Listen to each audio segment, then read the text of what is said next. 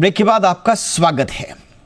तो मोटा मोटा अगर आप नए रूल्स को देखें तो सबसे बड़ी बात जो है, गवर्नमेंट ने अब अथॉरिटी ले ली है कि वो क्रिटिकल डिटेल्स की डिमांड करें टेलीकॉम कंपनी से जब बात आएगी नेशनल और पब्लिक इंटरेस्ट की। इसमें क्या क्या शामिल होगा?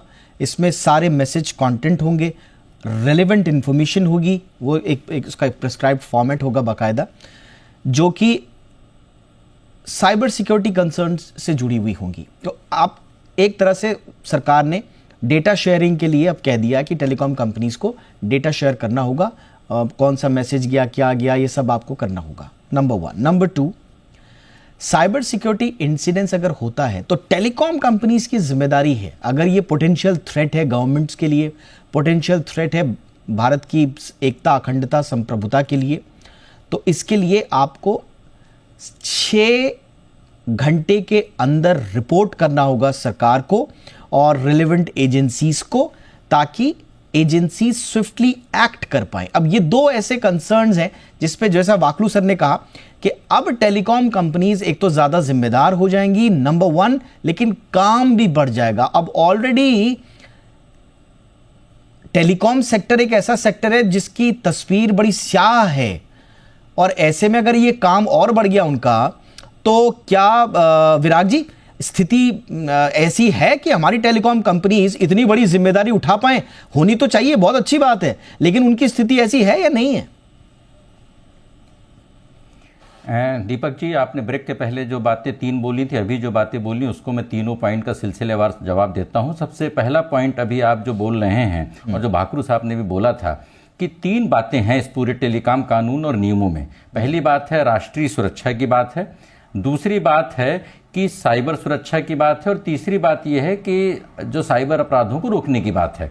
तो मुझे नहीं लग रहा है कि साइबर अपराधों से, इसका नियमों से कोई बहुत बड़ी मुक्ति मिलेगी।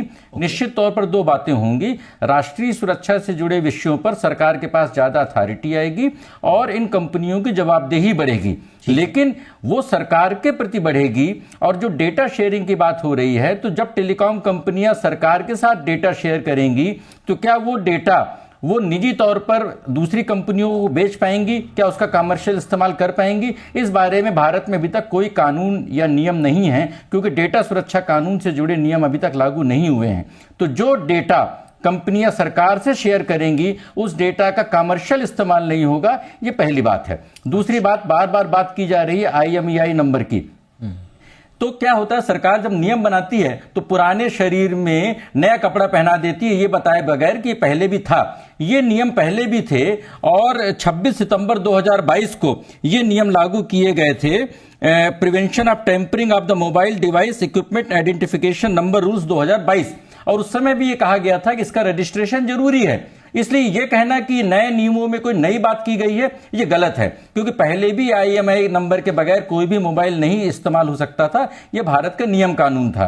अब तीसरी बात है कि जो अभी अमित जी ने बात बोली कि हम बहुत आगे निकल आए हैं और इन नियमों से बहुत ज्यादा होने वाला नहीं है। इसको इस तरह से समझें कि आजादी के पहले फारसी में हमारी कोर्ट व्यवस्था थी और उसके बाद हमारी अंग्रेजी में हो गई, लेकिन हम फारसी में ही लगातार नोटिफिकेशन निकालते रहें, उसका तो कोई मतलब है नहीं। तो हमारे जो नियम कायदे कानून आ रहे हैं और जितनी तेजी से टेक्नोलॉजी बढ़ रही है, तो हम नई टेक्नोलॉजी को, जो हमारी सैटेलाइट इंटरनेट की नई टेक्नोलॉजी का जिसका बहुत जल्दी आगमन होने वाला है, वो हम उसके बारे में नियम नहीं बना रहे हैं। और सबसे इंपॉर्टेंट बात, मैं कई बार बोल चुका हूं कि साइबर सिक्योरिटी के लिए कंप्लीट जूरिस्प्रूडेंस चाहिए। अगर एक भी चीज मिसिंग है तो हमारे बाकी चीजें बेकार हो जाएंगी। जब तक डेटा सुरक्षा के कानून नियम भारत में लागू नहीं होंगे, जब तक ये जो, जैसे मैंने बोला कि टेलीकॉम मिनिस्टर खुद बोल रहे हैं कि रोजाना 1.36 करोड़ फर्जी टेलीफोन मोबाइल कॉलों को उन्होंने ब्लॉक किया है, तो वो संगठित अपराध कहां से हो रहे हैं? उनके खिलाफ कार्रवाई क्यों नहीं हो रही है? NCRB के डेटा में वो अपराध दर्ज दिखे क्यों नहीं हो रहे हैं? मुझे लग रहा है कि वो चीज अब व्यवहारिक तौर पे जब तक नहीं होगी, तब तक लोगों को इन नियमों से, कोई साइबर अपराधों से मुक्ति नहीं मिलेगी। ओके, बिल्कुल सही बात है। ये आपने जो, मैं थोड़ा सा, विराग जी, IMEI नंबर वाले में होता क्या था? अभी आप सही कह रहे हैं कि बिना IMEI नंबर के तो अभी भी कोई फोन जो है उसका इस्तेमाल नहीं हो सकता था। हो ये रहा था कि वो ऑल्टर कर देते थे, टेम्पर कर देते थे, क्लोन कर देते थे। तो अब इससे कैसे उससे मुक्ति पा पाएंगे? वो अभी भी कर सकते हैं। अच्छा। रजिस्ट्रेशन जरूरी है, जो पहले भी जरूरी था। Okay, okay, yes. तो थोड़ा सा ये देखना पड़ेगा कि ये नियम जो हैं आईएमआई इश्यूज को लेकर ये इसमें नया क्या है। बहरहाल वाकलू सर, अब आपके पास आएंगे। मैं वही सवाल आपसे भी पूछूंगा क्योंकि आप टेलीकॉम इंडस्ट्री को अच्छे से जान रहे हैं। ज़्यादा जिम्मेदारियां तो तय हो गई हैं, लेकिन क्या इसके लिए टेलीकॉम कंपनीज अभी तैयार हैं या नहीं सर? दीपक जी, अभी टेलीकॉम कंपनीज मुझे नहीं लगता तैयार है, मगर उनको तैयार तो होना ही पड़ेगा। हाँ। इसमें कोई चारा नहीं है उनके पास। अब रूल्स भी बन गए हैं। मेरा आशय जो है वाकलू सर वो ये है कि सर्विसेज को लेकर तो अभी सिरदर्दी है। अभी सर्विसेज तो अच्छे से दे नहीं रही हैं कंज्यूमर को। पता चल रहा है कि साहब अब तो नए रूल आ गए, कंप्लायंस का बोझ हम पे बढ़ गया, तो हम तो साहब सरकार की सुने कि ग्राहकों की सुने। ऐसा तो नहीं होगा? नहीं, उसमें एक कंसर्न ये रहेगा ग्राहकों के पॉइंट ऑफ व्यू से, जो डेटा शेयर करना है।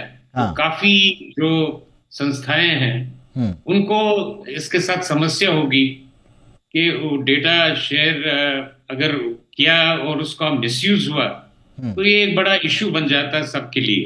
तो वो नहीं होना चाहिए, वो एक मेजर कंसर्न होगा। लेकिन ये इस मामले में अब उनको सारा जो प्रोसीजर है वो तो फॉलो करना ही पड़ेगा, इसमें कोई डाउट नहीं है। लेकिन सरकार को अगर उम्मीद है कि इससे सारी समस्याएं हल हो जाएंगी और कंपनियों पर भी काफी बोझ भी पड़ेगा financial. Sorry to interrupt sir, लेकिन जो विराग जी ने कहा था, जो आपने भी जिसका जिक्र किया, क्या वो कितना बड़ा कंसर्न है कि अभी आप सरकार के साथ तो डेटा शेयर करोगे, ठीक है, नेशनल सिक्योरिटी, नेशनल इंटरेस्ट में, वो तो बहुत अच्छी बात है, बट आप दूसरों के साथ उसको शेयर नहीं करोगे। इसको कर्ब करने के लिए क्या एग्जिस्टिंग लॉज हैं, नहीं है, या कहीं जो विराग जी ने कंसर्न जाहिर किया है ये कितना जेन्युइन कंसर्न है? नहीं, देखिए, टेलीकॉम कंपनीज को मतलब कायदे से वो किसी के साथ डेटा शेयर नहीं कर सकती, किसी का पर्सनल डेटा नहीं।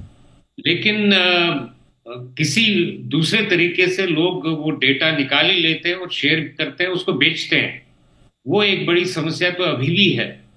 और तभी जो ये सारी जो अनवांटेड कॉल्स, स्पैम कॉल्स आती हैं, उसी के कारण आती हैं। लेकिन सरकार के साथ तो डेटा हमेशा से, मतलब पहले कॉल्स का भी अगर गवर्नमेंट के पास कोई जानकारी हो कि जिसके आधार पे मतलब कोई क्रिमिनल या कुछ उसका डेटा चाहिए, उसका डिटेल चाहिए, तो वो शेयर करना तो लाजमी है हर टेलीकॉम कंपनी के लिए। All right sir, all right sir. Amit ji, जो लगातार बात आती रहती है कि साहब आपके लिए एक सहूलियत लेकर जरूर आया है इंटरनेट, आपका उसका पूरा इकोसिस्टम, लेकिन जिम्मेदारियां भी अभी साइबर सिक्योरिटी वायलेशन के लिए स्ट्रिक्टर एक्शन की बात इसमें कही गई है, और उसमें खास तौर से फेक मैसेजेस को फॉरवर्ड करना इज अ साइबर क्राइम। ये काफ़ी हेडलाइन आज के रूल्स का भी है। कितना ये इंपॉर्टेंट होगा और एक आम आदमी इसको किस तरह से लेगा इसको? I mean fake, misleading, malicious messages तो वैसे भी फॉरवर्ड नहीं होने चाहिए, लेकिन क्या इसको साइबर क्राइम कैटेगोरिकली घोषित कर देने से कुछ बात बनेगी सर? रुकेंगे फेक मैसेजेस? देखिए, पार्शियली ये लॉ ऑलरेडी था। यदि आप देखें तो capturing, publishing, transmitting of public images, private images of someone was an offence, और उसमें 3 साल की सजा भी थी। यहाँ पर उन्होंने कुछ उसका दायरा बढ़ा दिया है। पहले था कि किसी की प्राइवेट इमेजेस आप उसकी परमिशन के बिना ना कैप्चर कर सकते हो, ना शेयर कर सकते हो, ना ट्रांसमिट कर सकते हो, और तीनों के लिए सेम क्लॉज था। अभी क्या है कि फेक इमेजेस और जो मिस इन्फॉर्मेशन वगैरह हैं उसमें भी सेम लॉ एप्लीकेबल हो जाएगा। तो वो दायरा बढ़ाया, विच इज़ वेरी गुड, क्योंकि इससे डिटरेंट तो होगा। लोग सोचेंगे, अभी तो सोचते नहीं थे, कुछ आया, इन्फ्लुएंस हुआ, फटाक से भेज दिया। तो जो मिस इन्फॉर्मेशन थी वो ज़्यादा तेजी से फॉरवर्ड होती थी, वो ज़्यादा वायरल होती थी, जो सच्ची बात है वो छुप जाती थी। तो ऐसे में मेरे ख्याल से कानून एक बहुत अच्छा वो है, लेकिन आप इसको ट्रैक कैसे करेंगे? जैसे कि व्हाट्सएप पर तो एंड टू एंड एन्क्रिप्शन है, तो आपको सिर्फ एक लेवल पीछे का पता पड़ पाएगा यदि आपने वो भी मैनुअली इन्वेस्टिगेशन किया। ऑपरेटर आपको कुछ इन्फॉर्मेशन दे नहीं सकता। इसमें भी टेलीकॉम एंटिटीज को, इसमें भी टेलीकॉम एंटिटीज को जिम्मेदारी दी गई है कि वो मॉनिटर करेंगे, एक्शन लेंगे spread of such messages across their network. वो व्हाट्सएप के अंदर के मैसेज की जिम्मेवारी नहीं ले सकते, क्योंकि वो उनके पास भी नहीं होता, उसका कोई इंफॉर्मेशन उनके पास नहीं है। उनके पास इंफॉर्मेशन सिर्फ एप्लीकेशन प्रोवाइडर लिया, उसके बाद उसने टनल क्रिएट कर लिया, उस टनल में वो क्या कर रहा है ये ऑपरेटर को नहीं पता होता। तो ये एक वीपीएन का एंड टू एनक्रिप्टेड टनल होता है जो व्हाट्सएप आपको जब मैसेज भेजता है, it is end to encrypted. Sorry Amit ji, से भी देख नहीं सकता। सॉरी अमित जी, आपको इंटरप्ट करना पड़ रहा है, वक्त की कमी है शो में। इतना ही, आप तीनों का बहुत बहुत शुक्रिया। लेकिन रूल्स आए हैं, लेकिन अभी भी इसमें कुछ बातें रह गई हैं, समय समय पर इस पर चर्चा करते रहेंगे। विराग जी 10 सेकंड में कुछ कहना चाह रहे थे। सिर्फ एक बात कि टेलीकॉम कानून के दायरे में व्हाट्सएप जैसे ओटीटी प्लेटफॉर्म नहीं है, इसलिए वैसे भी आधे अधूरे हैं। ओके, ठीक है, ये अपने जो अमित जी ने बोला। Yes sir, yes sir. वाकलू सर जी, और जो मैंने पिछली बार भी आपको बताया था, ये आधार की जब तक शुद्धिकरण नहीं होगी, राइट सर, तो मेन समस्या हल नहीं होगी। Right sir, right sir. On that note, thank you so much, आप तीनों का बहुत बहुत शुक्रिया। विराग जी, वाकलू सर, अमित जी, बहुत बहुत शुक्रिया आपका। आपकी खबर आपका फायदा में इतना ही, इजाजत दीजिए, नमस्कार।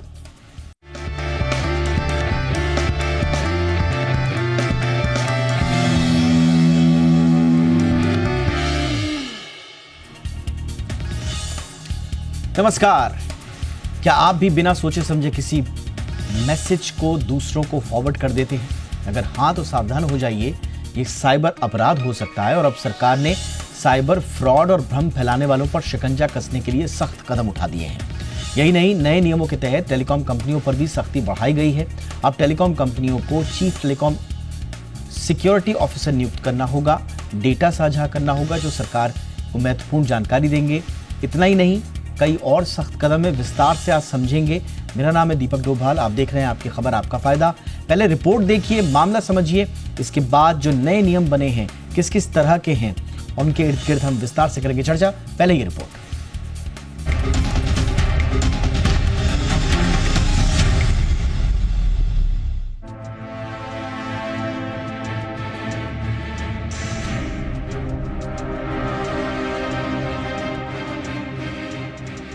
देश में बढ़ते साइबर अपराधों को देखते हुए सरकार ने अब साइबर सुरक्षा को और मजबूत बनाने के लिए सख्त नियम लागू कर दिए हैं।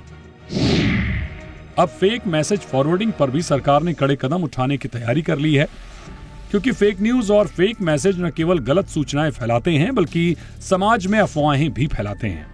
अगर आप किसी फर्जी मैसेज को फॉरवर्ड करते हैं तो ये साइबर क्राइम माना जाएगा। इसके अलावा मोबाइल फोन के लिए IMEI यानी international mobile equipment identity number का रजिस्ट्रेशन अनिवार्य कर दिया गया है। अगर कोई इस नंबर को बदलता है तो ये अब कानूनन अपराध होगा। IMEI नंबर मोबाइल की पहचान का एक यूनिक कोड होता है और इसे बदलने से साइबर अपराधी ट्रेसिंग से बच सकते थे, मगर अब साइबर अपराधी फोन की IMEI नंबर को बदल नहीं पाएंगे। इसके अलावा सभी टेलीकॉम कंपनियों को अब CTSO यानी चीफ टेलीकम्युनिकेशन सिक्योरिटी ऑफिसर नियुक्त करना होगा। इनका काम ये सुनिश्चित करना होगा कि नेटवर्क सुरक्षित हो और साइबर अपराधों को रोकने के लिए उचित कदम उठाए जाएं। साइबर सुरक्षा के नए नियमों के तहत अगर कोई घटना या सूचना मिलती है तो उस पर 6 घंटे के अंदर कार्रवाई करनी होगी। इसके अलावा संबंधित घटना, व्यक्ति और मोबाइल नंबर जैसी सभी डिटेल 24 घंटे के अंदर सरकार को तय फॉर्मेट में देनी होगी। इससे साइबर सुरक्षा सुनिश्चित करने और अपराधियों तक पहुंचने में मदद मिलेगी। आपको जानकर हैरानी होगी कि इस साल जनवरी से लेकर अप्रैल 2024 के बीच 7,40,000 से अधिक साइबर अपराध से जुड़ी शिकायतें दर्ज की गई। इन 4 महीनों में भारत में साइबर अपराधों के चलते लोगों को 7,061 करोड़ से ज्यादा रुपयों का नुकसान हुआ। इनमें ऑनलाइन निवेश, धोखाधड़ी, गेमिंग एप्स, OTP स्कैम और डेटिंग ऐप से जुड़े अपराध प्रमुख रहे। कुल मिलाकर कहें तो सरकार साइबर अपराध पर लगाम लगाने के लिए हर संभव प्रयास कर रही है। ऐसा माना जा रहा है कि नए नियमों के लागू होने से ऑनलाइन फ्रॉड में कमी आएगी और अगर कोई इस तरह का अपराध करता है तो उसे जल्द से जल्द पकड़ना आसान होगा। ब्यूरो रिपोर्ट, जी मीडिया। खास मेहमान हैं इस मुद्दे पर चर्चा के लिए विराग गुप्ता, जाने माने एडवोकेट सुप्रीम कोर्ट से, और डिजिटल कानूनों और साइबर मामलों पर कई लेख लिख चुके हैं, इनकी किताब भी है। बहुत बहुत स्वागत है विराट जी आपका हमारे शो पे। विमल वाकरू जी हमारे साथ जुड़ चुके हैं, पूर्व CMD हैं TCIL telecommunications consultants India limited के। वाकरू सर गुड इवनिंग, बहुत बहुत स्वागत है। और अमित दुबे, जाने माने सोशल मीडिया एक्सपर्ट, इस मसले पर आप भी नज़र रखते हैं, पैनी नज़र रखते हैं अरसे से, और इस पर कई मंचों से आप अपना व्याख्यान भी दे चुके हैं। बहुत बहुत स्वागत है आपका भी हमारे शो पर। विराट जी, आपसे ही चर्चा की शुरुआत करते हैं।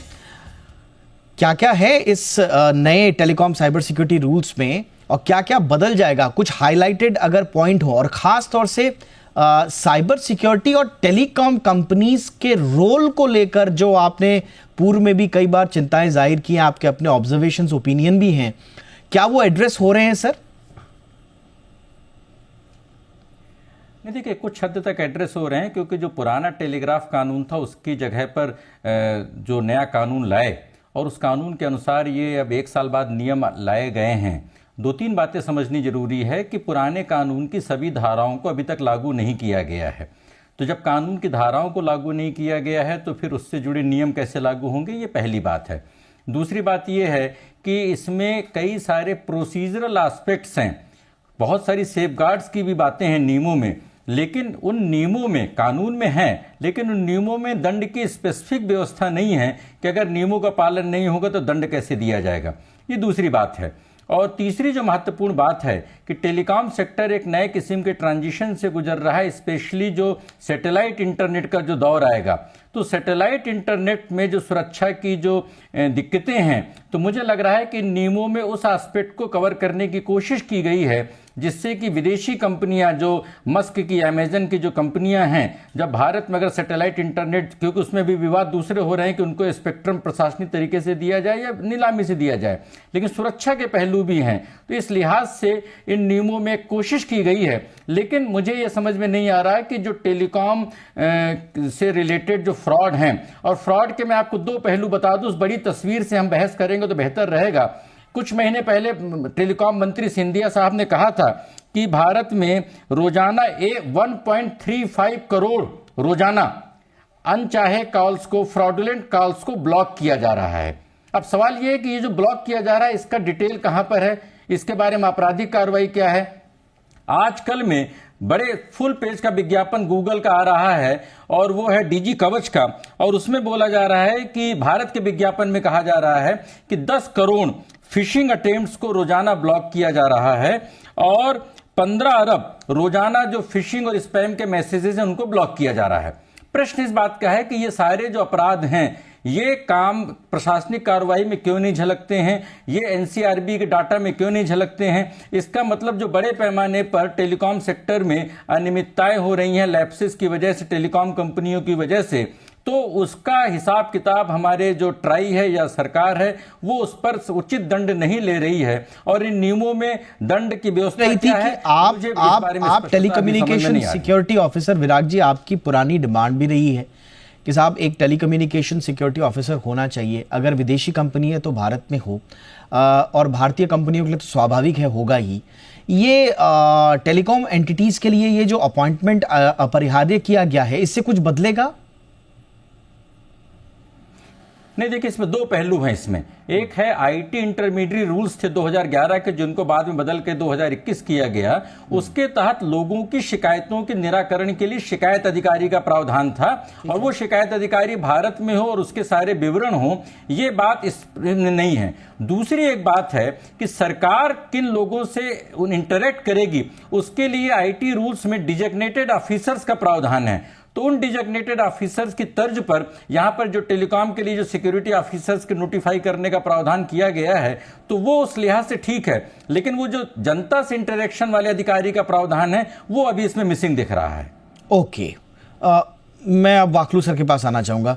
वाकलू सर, इस पे बहुत सारे कंसर्न्स खैर इससे पहले इंडस्ट्री ने भी, टेलीकॉम इंडस्ट्री ने भी जाहिर किए थे, अभी भी कहा जा रहा है, थोड़ा सा डेटा कलेक्शन कंसर्न है इसमें, एनी अदर डेटा, इसका इस तरह का टर्म का इस्तेमाल किया गया है, restriction of Meta data collection, कुछ चीज़ें हैं इसमें। लेकिन ओवरऑल क्या टेलीकॉम कंपनीज को साइबर फ्रॉड के खिलाफ इसमें ज़्यादा जिम्मेदार बनाया गया है, उनकी ज़्यादा भूमिका तय की गई है, या अभी कुछ बची हुई हैं बातें? जो रूल्स अभी आपने सर्कुलेट भी किए हैं जी, मतलब गवर्नमेंट ऑफ इंडिया ने, तो उसमें देखिए काफी कुछ बताया गया है और सारी ज्यादा जिम्मेवारी तो टेलीकॉम कंपनीज पे ही है। अब ये एक समस्या है कि इससे पूरी समस्या का हल हो जाएगा क्या? मेरे विचार से जो ये फोकस है अभी सिर्फ IMEI नंबर्स पे है। तो देखिए जो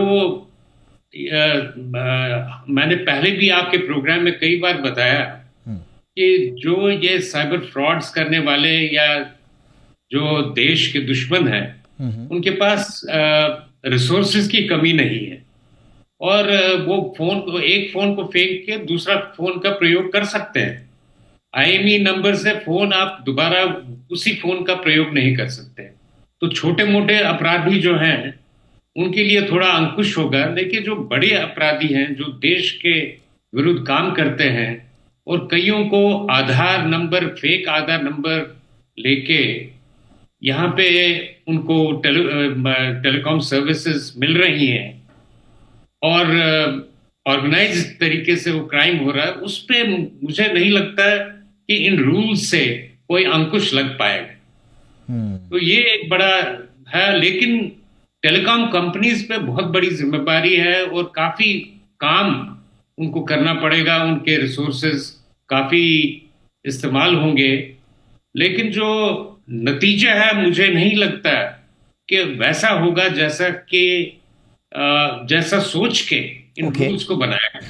ठीक है सर, मैं थोड़ा डिटेल में आपसे पूछूंगा कि इसमें और क्या क्या चीज़ें रह गई हैं। अभी आपने बिल्कुल सही कहा कि नए रूल्स के तहत IMEI नंबर रजिस्टर करना of every phone made in India और इम्पोर्टेड भी, इस पे अब बिल्कुल अनिवार्य कर दिया गया है मोबाइल मैन्युफैक्चरर्स के लिए। और भी इसमें लेयर्स हैं। अमित जी के पास चलते हैं। अमित जी, कितना इफेक्टिव ये नए रूल्स हैं और इससे बार बार इस पर चर्चा होती थी हम लोगों की कि साइबर सिक्योरिटी का जो पूरा इकोसिस्टम है, अगर इसमें हमने टेलीकॉम कंपनीज का पार्ट अगर सुनिश्चित कर दिया तो फिर हमें काफ़ी हद तक इसमें साइबर सिक्योरिटी से पार पाने में आसानी होगी। क्या आपको लगता है कि वो ब्रिज बना दिया गया है जो रह गई थी, जो चीज़ की आप जिम्मेदार बनाइए टेलीकॉम कंपनीज को? क्या ये बिल पर्याप्त मौका दे रहा है साइबर सिक्योरिटी के बारे में निश्चिंत होने का? मेरे ख्याल से दीपक जी, ये बिल बहुत पहले आ जाना चाहिए था। पहले तो हम काफ़ी लेट हो गए हैं क्योंकि टेक्नोलॉजी बहुत आगे चली गई है और अब नए तरह के चैलेंजेस आ गए हैं। ये तो तय है कि कोई भी साइबर क्राइम होता है तो उसमें टेलीकॉम ऑपरेटर का बैकबोन तो यूज़ हो ही रहा है, कम्युनिकेशन सिस्टम तो उसी का है। तो वहाँ पर यदि हम रेगुलेशन लाएंगे तो डेफिनेटली कर पाएंगे। लेकिन अभी ऑल्टरनेटिव मैकेनिज्म्स खड़े हो गए हैं कई सारे। अभी आप टेलीकॉम ऑपरेटर से क्या क्या मांग सकते हैं, इसकी बियॉन्ड चीज़ चली गई है। जैसे कि यदि कोई VPN यूज़ कर रहा है या वाइप कॉल कर रहा है, या पहले आपने देखा होगा इंडियन नंबर से कॉल आते थे, अभी पाकिस्तानी नंबर से आते हैं, वियतनामी नंबर से आ रहे हैं, थाईलैंड लाओस से आ रहे हैं। तो चीज़ें अब क्रॉस बॉर्डर हो गई हैं और ऐसे में और स्ट्रॉन्ग रेगुलेशंस की ज़रूरत है। क्या हम ये बाय डिफ़ॉल्ट ब्लॉक कर सकते हैं वहाँ की कॉल? ऐसे तो नहीं कर सकते। तो टेलीकॉम ऑपरेटर आपके ही टेलीकॉम नेटवर्क के थ्रू वो कॉल डिलीवर होगी, लेकिन बंदा बाहर बैठा होगा और वो हो रहा है। तो चीज़ें अब उस स्कोप से बाहर चली गई। पहले हम ये मान के चलते थे कि ठीक है यहाँ का होगा तो उसको हम पकड़ लेंगे, इन्फॉर्मेशन ले लेंगे, ज़्यादा क्या होगा, फर्जी KYC पर होगा, लेकिन है तो यहीं। अभी वो व्यक्ति कहीं भी हो सकता है। तो ये जो चैलेंजेस हैं ये मल्टीफोल्ड हो गए और इस वजह से ये लॉ उतने प्रभावी अब नहीं हो पाएंगे। अभी स्टारलिंक यदि आ जाएगा तो और भी बिल्कुल हाथ से बात निकल जाएगी, क्योंकि अब तो इंटरनेट जो है वो सैटेलाइट बेस्ड हो गया है और वो तो बंदा कहीं से भी ऑपरेट होकर वहाँ से आ सकता है। तो जो चैलेंजेस अभी हम हल्के फुल्के देख रहे थे जो टेलीकॉम ऑपरेटर से सॉल्व हो सकते थे, वो उसके बाद तो बिल्कुल भी नहीं हो पाएंगे। फिर आपने देखा है कि एनोनिमाइज करने के लिए किसी व्यक्ति को बहुत सारे ऐसे सोल्यूशन आ गए। अभी एक नया मैं सिस्टम देख रहा था, ब्लॉकचेन बेस्ड VPN। अब ब्लॉकचेन बेस्ड VPN ऐसा है कि उसका कोई एक ओनर ही नहीं है, वो एक डिस्ट्रीब्यूटेड सिस्टम है बिटकॉइन की तरह है। और जब एक ओनर ही नहीं है तो फिर आप उसका डिटेल किससे मांग लोगे? मांग ही नहीं सकते। तो अभी ब्लॉकचेन बेस्ड टेक्नोलॉजी आने लगेंगी जिसमें आपके पास कोई एक ऑथोराइज्ड बॉडी नहीं है जिससे आप इंफॉर्मेशन मांग लो, तो फिर आपके रेगुलेशंस का इम्पैक्ट पड़ेगा कैसे? तो मेरे ख्याल से ये बहुत नए नए चैलेंजेस हैं जो आगे आने वाले हैं और उसके लिए हमें अभी से प्रिपरेशन करनी पड़ेगी। हाँ, ये तय है कि यदि टेलीकॉम ऑपरेटर चाहें तो इस सब तरह की चीज़ों के लिए गार्ड रेल सेटअप कर सकते हैं, जैसे ब्लॉकचेन बेस्ड VPN हम अलाउ ना करें, या जो भी इस तरह की टेक्नोलॉजी है जो एनोनिमाइज कर रही है किसी को, उसको रोकें मेरे ख्याल से। लेकिन उसके लिए लॉ लाना पड़ेगा। यदि लॉ या रेगुलेशन अब बाद में आएंगे तब तक तो ये चीज़ें और प्रेवलेंट हो जाएंगी। हर क्रिमिनल आजकल ब्लॉकचेन बेस्ड VPN यूज़ कर रहा है।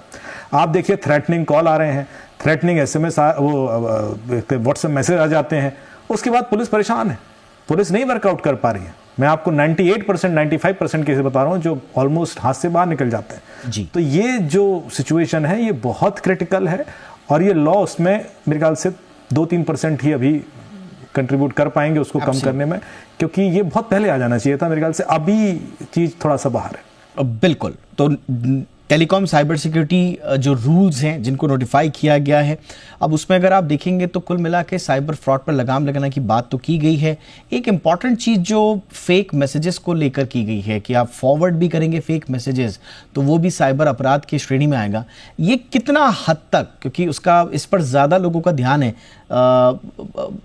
टेलीकॉम कंपनीज कितनी जवाबदेही उनकी तय हुई कितनी नहीं हुई, लेकिन एक आम आदमी ये सोचता है कि मैंने कोई मैसेज अगर फॉरवर्ड किया है तो क्या मुझे जेल जाना पड़ेगा अगर वो फेक निकला? तो इस तरह की छोटी छोटी बातें हैं जो लोग बहुत पूछ रहे हैं, इस पर भी चर्चा करेंगे।